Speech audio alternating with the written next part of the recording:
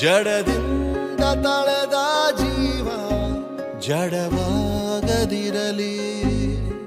ಕಾಲದೊಡನೆ ಬೆಳೆದ ಜೀವ ಕಾಲವಾಗದಿರಲಿ.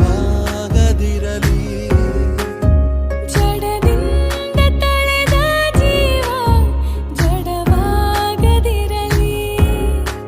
ಕಾಲದೊಡನೆ ಬೆಳೆದ ಜೀವ ಕಾಲವಾಗದಿರಲಿ. ವಿಕಾಸದ ಹಾದಿಯಲ್ಲಿ ಅರಳಿದಿ ಜಗತ್ತು, ಆ ತೊಟ್ಟಿಲ ಕೂಸಿನಿಂದ ತಾಯಿಗೆ ಆಪತ್ತು.